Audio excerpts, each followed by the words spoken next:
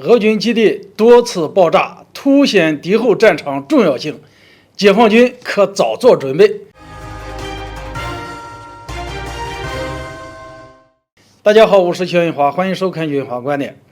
俄军基地多次爆炸，不排除是乌军游击队所为，敌后战场不容忽视。台海不排除武力统一，解放军可以早做准备。今天我们聊聊这个话题。无论过去、现在还是未来，战场通常分为正面战场和敌后战场。通常我们更多关注正面战场的形式，那是真正硬碰硬的对决。事实上，在敌后战场的斗争同样激烈，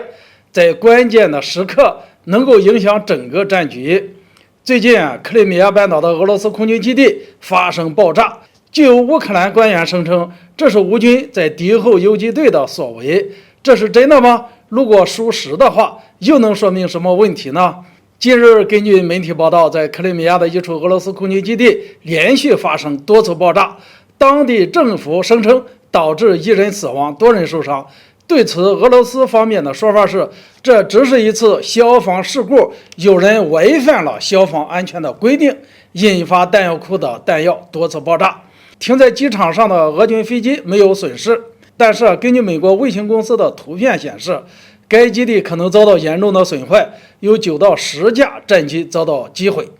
各方的信息不同，俄军有可能为了避免扰乱军心而刻意隐瞒真实信息，也引发了外界的各种猜测。有人认为，根据卫星图片显示，机场爆炸至少导致9架机库损失严重，留下多个直径15米的坑洞，这显然经过精心策划和精心打击的。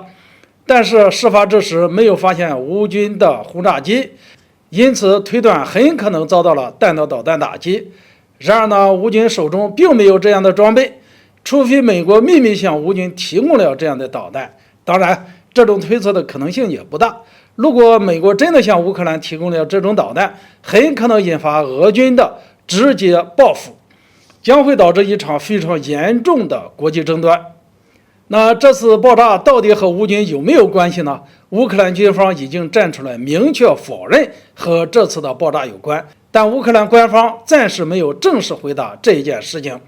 既不否定也不肯定，只是有乌克兰的官员透露，这很可能是乌军敌后游击队的所为，因为乌军从战争一开始就成立了敌后游击队，并有军方统一下达在敌后行动的任务和目标。这种说法是否站得住脚呢？还需要从2个方面来分析。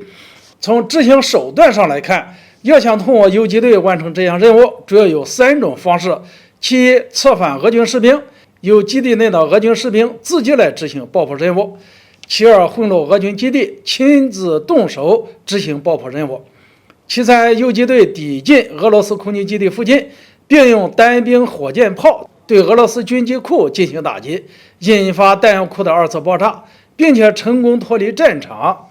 相对来说，第3种可能性更大。如果这次爆炸真的是游击队所为，可能就意味着俄军占领区被渗透严重，对俄军的打击绝不亚于损失几架飞机。根据目前的消息来看，还没有任何相关信息证明当时有游击队武装展开行动，因此这种可能性依然存疑。目前的所有信息都无法证明这次的爆炸事件到底是一场意外呢，还是一场有计划的破坏。最后真相是如何，只能让时间来验证。今天聊到敌后战场不容忽视的话题，就让我们不得不想到台海问题。根据国家最新发布的统一白皮书显示，我们要尽一切努力，用最大的诚意追求两岸和平统一。但是